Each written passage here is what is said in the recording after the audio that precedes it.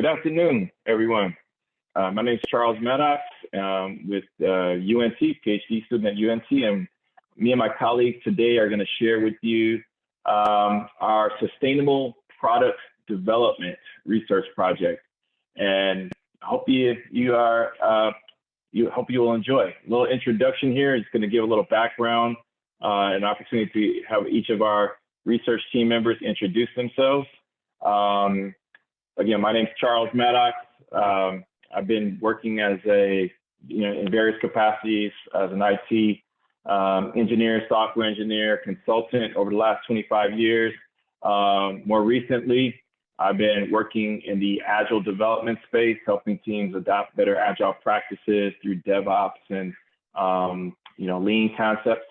And I'm also a student at the University of North Texas here in Denton in the information science department, and are approaching using my PhD thesis areas are going to be in the areas of sustainable product development, DevSecOps, and in agile development.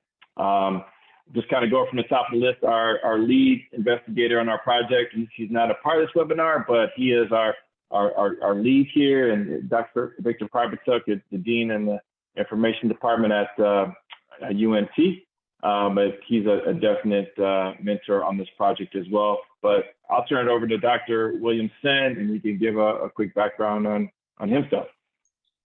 So I'm Will Senn, and I'm an assistant professor of computer information systems, Tarleton State University. I got a PhD from UNT in the College of Information as well. I have a pretty long history of software development as an architect, software developer turned architect, and then I led teams. That's kind of me. All right. Thanks, Dr. Senn. Shakeel? Okay. Good afternoon, everybody. My name is Shakeel Muhammad. I have more than 20 years of experience working at Fortune 500 companies across multiple industries. I have successfully delivered several business critical and large scale digital transformation programs and projects. I'm certified in PMP, CSM, PMI-ACP, and SPC, which is a SAFE program consultant. And currently, I'm a doctoral student in the Information Science Department of the University of North Texas.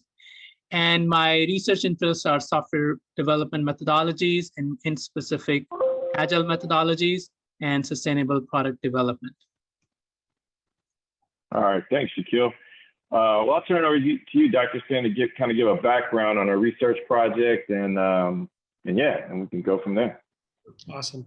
So yeah, I'll talk about how we came around to this idea. So each of us has got a pretty long history and involvement in dev and DevOps and project development, those types of things.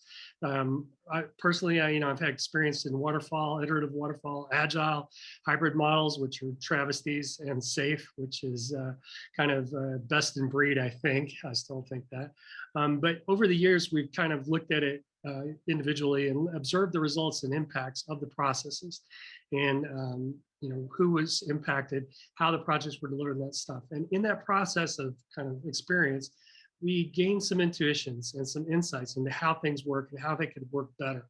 And that kind of drove us, each of us kind of on that agile path. But anyway, what we really wanted to do is understand at a deeper level what was happening, and how to make it better. So we have taken note over the years of sustainability efforts around the world, and just in general, these efforts kind of struck a chord, with us. They became sticky in society. You'll have noticed that yourself. You've seen sustainable practices being touted in a variety of settings, and it's a persistent theme in organizations today. We have, we have this idea, I guess, that we want to be more sustainable. And that kind of led us into what we're looking at. What are we looking at? It's the sustainability and technology. What is sustainability, you might ask, if you don't already know? Well, for one thing, there's not a lot of agreement on exactly what it is, but back in 1983, the UN put together a project with Brundtland called the Brundtland Commission, where they looked at sustainability in terms of human development and societal development, called our common future.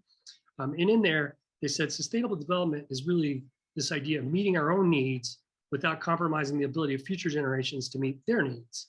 So basically, no robbing from Peter to pay Paul. It's like we're gonna own the current situation. We're not gonna borrow on the future. But for purposes of our discussion today, we view it as being a concept that has several dimensions, a handful of dimensions actually. There's the economics of sustainability, is how to keep businesses in business. That's sort of our concern there. There's the individual dimension, how to keep individual participants of the firm as productive and satisfied as possible. We think, there's this idea that if individuals are happy and productive, that they'll just keep doing what they're doing. They'll be sustainable in that sense. And then there's the environmental concept or dimension, which is how we coexist with our surrounds, the physical environment and such like. And then another dimension would be the social dimension. This is how we maintain positive connections between the individual, the firm, the organization, and the broader community. And then lastly, technical sustainability, which is in a sense is how to do sustainability well. The way that we looked at this in prior years was in continuously improving our processes. So we want to be sustainable, and we want that to be maintainable and to become better at sustainable practices. Because that's kind of in a nutshell. Charles is going to kick us off with a discussion of the economic dimension in some detail. So I'll kick it back to you. All right, thanks, Dr. Will. So on the economic dimension, there's two aspects to consider. So one thing to also note at the beginning of this project, one thing that we've done so far is, dug into a collection of some of the scholarly works already in this space to get an idea of what's been researched on, and what are some of the kind of the future areas that we can kind of plug into that have not been explored thus far. So from that literature, we've dug in and we've got some concepts here that have kind of resonated with us that we are intending on exploring. So one of the economic aspects that popped up in a lot of the articles that have been out there is that making a decision to be a sustainable product development company may have some impact on performance goals of your organization and your profit goals. So it's a shift in, it may be an area that is growing, just like any other product development space or future innovative space that is not flourishing, and there's not, we're not fully into, for example, almost like 90% electric cars on the road, for example. We're still getting there. To invest in that is actually to potentially take a hit in profits. And so organizations, how do you reconcile that from an economic standpoint to invest in sustainable products that are going to have an impact on sustainability and the industry? So that's one aspect to consider. And then with that said, what are the trade-offs? What are the economic trade-offs that organizations have to undergo and to understand how much are we going to invest in certain product development aspects versus continue investing in the current aspects, the current product initiatives that we are extracting most of our value from. So these investment, we call them kind of investment horizons, if you will, that we invest in things of future, what we intend on seeing as future opportunities that we will be extracting value from in the future, but that's not kind of our core business model right now. How do we reconcile and, allocate certain aspects, allocate certain investment to these future initiatives in a way that there's a trade-off there that's still sustainable, creates an economic sustainable model for the company to continue pleasing its stockholders, hiring and pleasing and being a pleasing environment for the workforce to work within. All right, so there is a decision to be made there. A lot of some of the research also that's out there talked about either are we okay from an economic neutral or potentially negative relationship to our firm's economic success. So there might be, it's almost as if you're investing in maybe a nonprofit, or it's almost in a way I won't say charitable, but you get the gist of it, that sometimes we're actually maybe willing to take a hit. We're investing in something that's not going to, it's going to profit the company and, be a betterment to society. And that's, again, a kind of a corporate vision that we might have, that we are willing to take a negative on our profits because we have a corporate vision that aligns with being a sustainable company, that aligns with the values of the company as being, being viewed as a sustainable company to the outside world. So being able to understand neutral or negative relationships to economics within our company's profits and bottom line success is something to consider, some of what the research has explored. So the other aspect to the economic dimension, and what I'm sharing here is not, anything new, but what are the tools that are being used out there to evaluate the previous slide that I just showed you in terms of understanding our profitability, understanding our product strategy and how it aligns with our value system and profit and growth and those things. These are some of the tools that were used in a lot of the literature to explore those areas. So overall portfolio management strategy, how do we approach from a portfolio management perspective, our strategy and our positioning of our products in the market, our partners, our cost structures, our value, how do we analyze and, how do we analyze and reconcile what value means to us? What are our functions as a company and how we go through the economic justification of certain products versus others? Applying systems thinking. Systems thinking is to look at the big picture, essentially, holistic view of the organization and how we go about, what is our strategy, our concept to cash is another way of putting it from a Toyota manufacturing or Toyota production system way of thinking, that we have concepts, we have ideas of new product design, and what does that mean, big picture, full circle in terms of how we maintain our economic model and, and analyzing it as a system. Stakeholder analysis. Stakeholder analysis could be within the company and without the company, outside the company, especially when we're talking about being a sustainable company to the public. We have stakeholders. We have the larger, human population at large, for example. Now, when we're taking a step towards reducing our carbon footprint, for example, as a company, the value system that we may hold as a company is that we're making a better place for everyone in society. And so stakeholder analysis, going into the community and doing surveys and understanding big picture, even outside of our company, what does it mean for our company XYZ to be a sustainable company in this space? All right. Having early stage product development strategies aligned with sustainability goals. So that was something we're going to talk a little bit. I'm going to talk a little bit about later on in the technical space as well. But how we technically organize our product development initiatives to have embedded within them sustainability goals right from the get-go, right? And so that is a key aspect that's been explored, and how a lot of the scholarly literature that's out there have talked about that sustainability goals need to be embedded from the beginning. Also, too, kind of a take on that, product strategy is in alignment with the company's goals and strategy as a whole. So the goals of the company, if it's not aligned and the value system is not aligned to being a sustainable representative to the world of the products that they're building, then that might, again, those values don't get manifested into goals. And of course, then the product strategy does not really take on those goals of being a sustainable company as well. So overall product, the company goals and value system need to be aligned with the product strategy, and there's some clear traceability on how that would happen. And that's kind of another a way of analyzing the economic dimension of a company.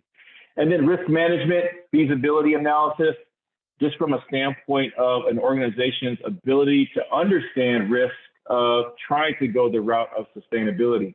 That it may be risky to the point I just made earlier, that you don't want trying to be a sustainable company to society drive you out of business, right? If that's not your core business model, and those are the products that you're align around. You have to understand the feasibility and the risk of actually going the route of building sustainable products. And so understanding risk and feasibility is a key aspect right up front. And then last but not least, an organization's ability to have innovation be a core part of its capability. So an innovative company typically will have the constructs and those processes and that culture that's geared in the organization towards coming up with new ideas on how to take advantage and be a company that positions itself as a sustainable company, a sustainable product development company. And so that is another key aspect that we're going to look at and we're going to be talking about in our research about how innovation plays a part in that. All right. So I'm going to turn it over to Shakeel to share a little bit about the individual dimension of product development sustainability. Great. Thank you, Charles. So what is individual sustainability? It's about the maintenance of the private good and the well-being of individual human capital. And let me define human capital. It is the health, education, skills, knowledge, leadership, and access to services is all what human capital really means. And individual sustainability includes mental and physical well-being, freedom, self-respect, human dignity, and fulfillment. And it also talks about the ability to thrive, exercise their rights, and develop freely. So these are the things that the corporates and the companies should keep in mind when the products are being developed, to make sure that the people who are developing these products, their well-being, their rights, and their ability to thrive is being always be the focus of the company, in addition to having a focus on the profit, increasing the profit margin. So as Charles was saying, going into the literature and seeing how different scholars are looking at the sustainability dimensions. Brigitte and Henning, in their paper, A Generic Model for Sustainability with Process and Product-Specific Instances, they asked this question: how can software be created and maintained in a way that enables developers to be satisfied with their job over a long period of time? And it's a very interesting question to ask. Why? Because it's been more than 15 years I've been managing teams, delivering different projects and programs. And lo and behold, many times it is a challenge, because on one side, there are deadlines and we have to get the work done and delivered, quality work as well, right? There's a huge competition out there. And on the other side, we have to take care of this individual dimension of sustainability, right? How can we take care of the physical well-being of the teams? So it is very interesting challenge. And as leaders, as people who are taking care of the people management side of it, they must ensure that the delivery of the work should not be at the cost of the well-being of their teams. Otherwise, they'll burn out. Either they will leave or they will stop producing the productivity that the organizations are really looking forward to. And in another paper, there are a couple of very interesting pointers by Henning, Brigitte, and Deborah in their paper called "Who is the Advocate for the Individuals and Stakeholders for Sustainability?" So they say, and they express that using different roles, for example, user, developer, employee representative, and then the other administrative staff within the organization. So not only the people who are developing the products, their well-being is important, but also the users who are going to use your products, those who are being affected by the system that we're developing. For example, for users of online learning courses, they educate themselves through software now, right? There are many, many different online softwares available, systems available, products available that are being used by millions now, right? So what about their well-being, their education and respect? The companies must be making sure that their users, their end clients are in their mind when they're designing, developing these products. And as I said, developers, those who actually work on it, they're heavily involved in their systems. in designing and developing the systems. So there's a sustainable pace and growth of the for the developers. It should also be considered when product development is happening. And the employee representatives, right? Those who are the spokespersons for the employees, they need to make sure that they watch the rights of their employees, right? And they are taking care of the mental and physical safety and health of the individuals, and it's being maintained.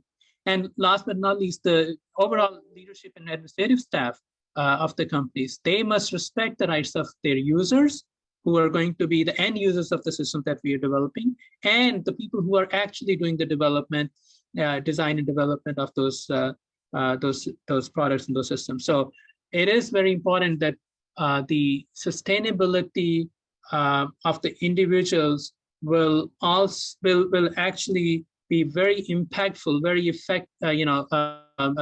influential on the results of the long-term sustainability of the company and of the products. Back to you, Charles. All right, thanks, Shakeel. Well, I think it's back on to you as well. So I think you have the next topic as well, which is the social dimension of product sustainability. Okay. Sure. Okay, so let me continue. So social sustainability. Let me first make sure that we all understand what is social sustainability. And based on the different definitions in the academic world, of course, it is about maintaining the social capital and preserving the societal communities in their solidarity. So let me explain what social capital is. It's the investments and services that create the basic framework for society.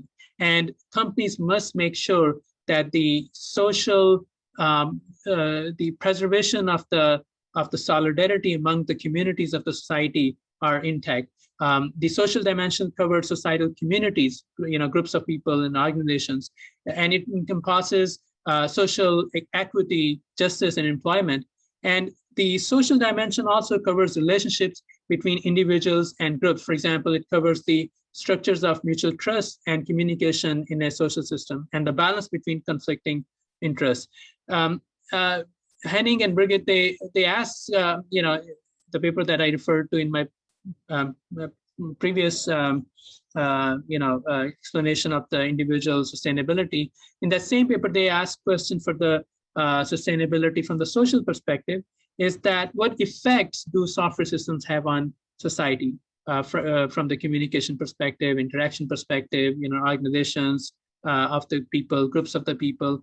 So they suggest that the companies should define goals for the social sustainability while doing the product development to make sure that we take care of the sustainability holistically.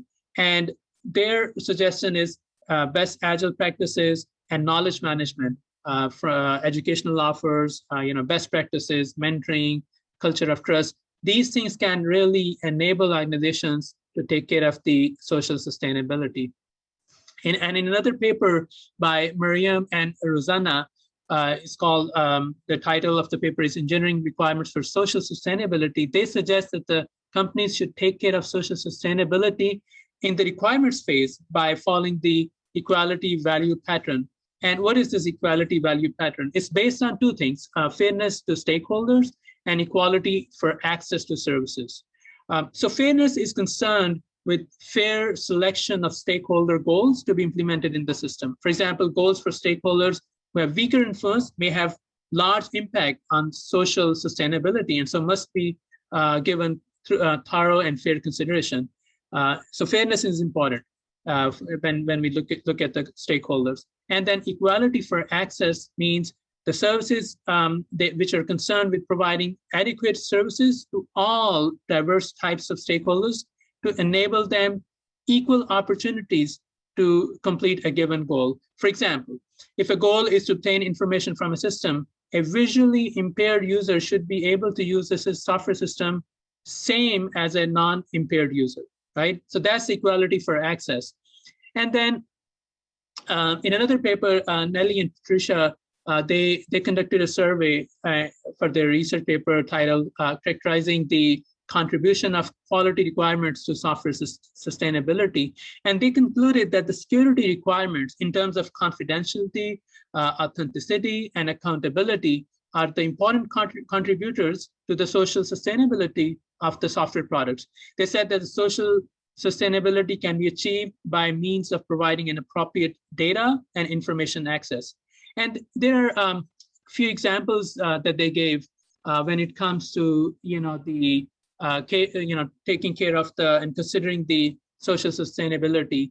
So, for example, users with different devices and different operating systems must have access to the system by providing compatible version of the system running on desktops, tablets, monitors, and other smart devices, right?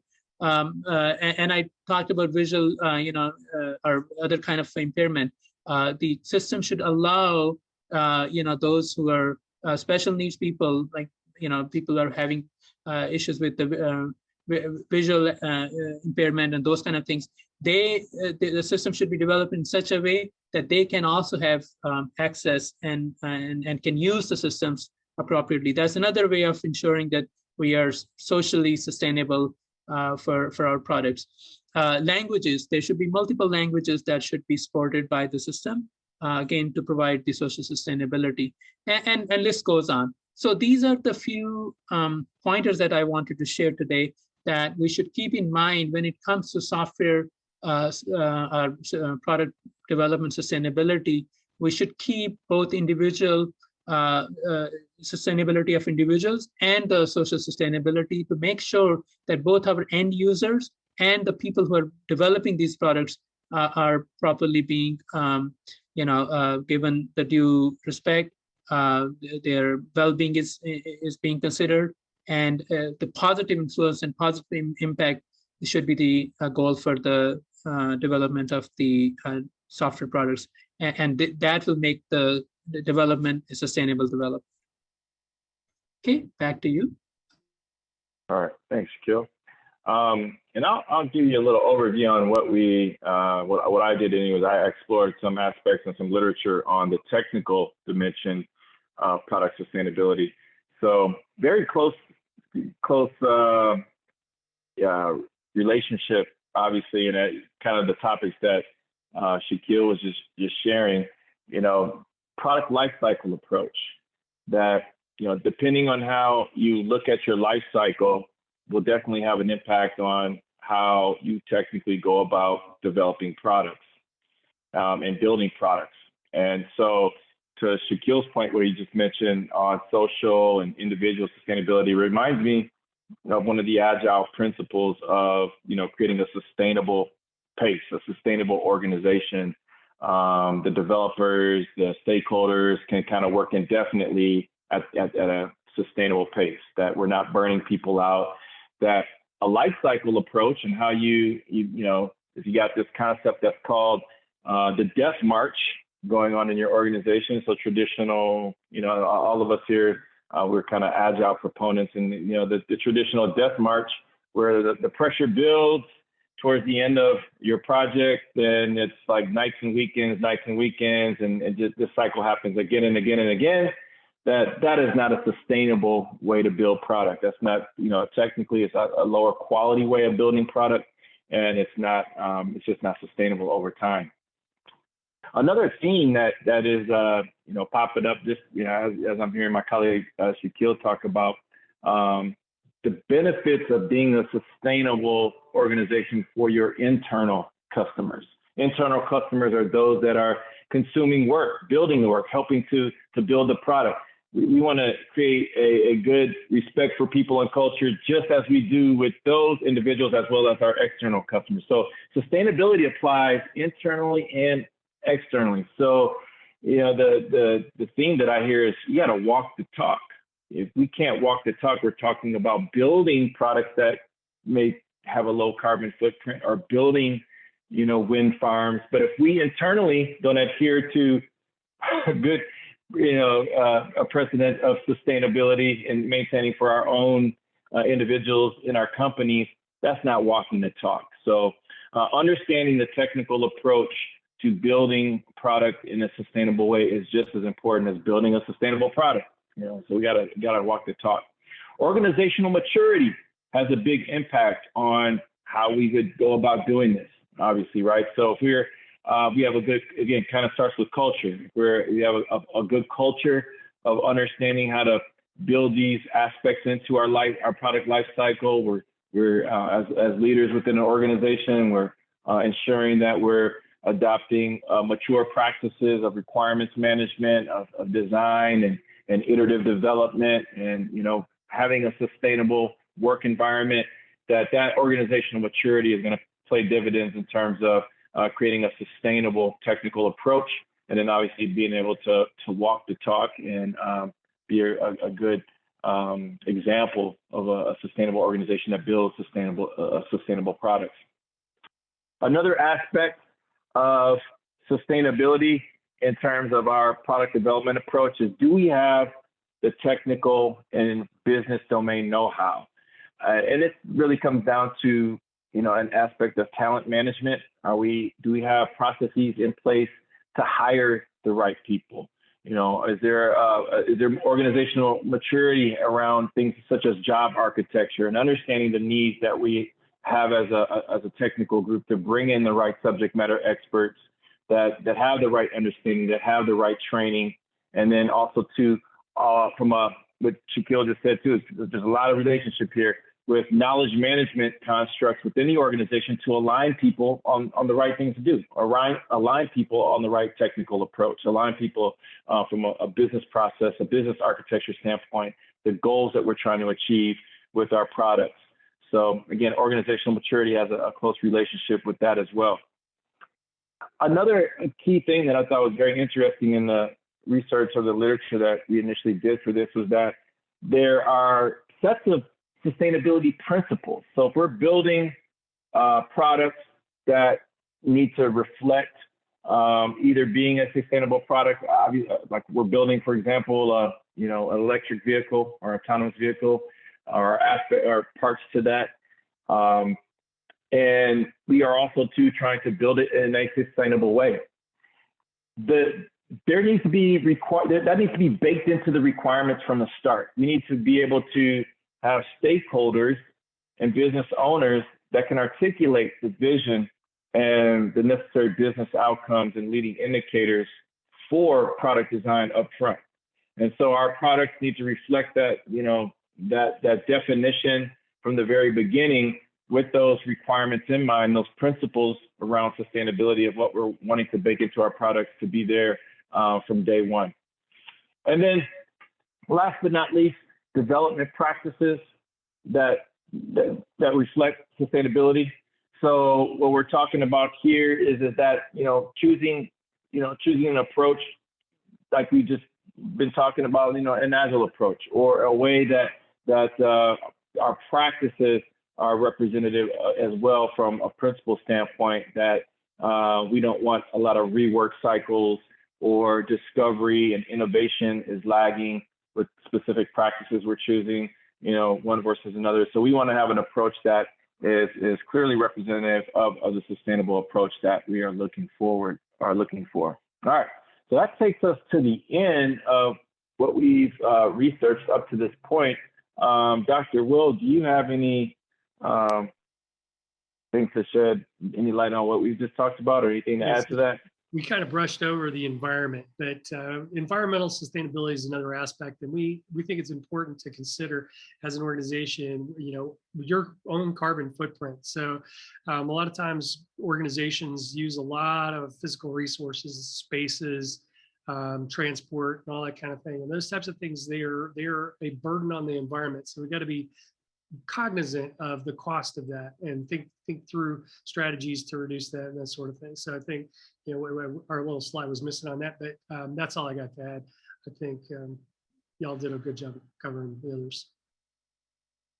All right, great. Any questions from any of the attendees, either in this webinar or from the LinkedIn Live group? We're willing to help answer or give any insight to this research that we're conducting, in any quick Q&A from the audience that's listening. One question I have either Shakeel or Dr. Will, if you could answer this, is for you guys, is that for an organization that may want to participate in this, to be a part of this study, what type of benefit do you think that they could get from some of the insights that might come out of such a study that we're running? And what do you guys think are some of those key benefits that an organization might achieve? So I think the most obvious one is possibly that they become a more sustainable organization, and that it benefits them economically. It benefits their retention efforts with employees, and it can improve their standing with the public and with the social folks at large. It also gives them an opportunity to, by becoming part of our research in particular, to assess where they are with respect to sustainable practices. There aren't any real metrics out there to measure that, but we're going to start looking at how you can identify how mature you are with respect to sustainability, sort of like we've had with other maturity models. But this will give us an ability to say that this organization has quite a few sustainable practices. This one has none. They're looking to improve and that sort of thing. All right. Thanks for that. Bill, you got any other aspects to add to that? One just from the perspective that I see too is that, what does sustainability mean for your organization? That's one of the outcomes that I see too, is that sustainability being more of a kind of a little bit ambiguous. Are we talking about carbon footprint? Are we talking about development practices? What do people value in your organization as what sustainability means? It could be from a social individual perspective. I don't like to work weekends, but there's that might be something that comes out of this too that is very insightful. And so, if you allow me to just share one interesting kind of finding after going through a bunch of papers on this idea of sustainability, especially in the software domain. I was surprised that actually very little research has been done on that. And that's one. And the second is, the more I read about it, I mean, there are many factors that can really influence the business outcomes in the long run. And sustainability is about, what will be the outcome in the long run. That's what sustainability is all about. So I think companies, especially the high-tech companies, because they're into very competitive mode, there is a huge competition, so many technologies every day popping up left and right. So to catch up with that competitions, I think companies are doing a lot.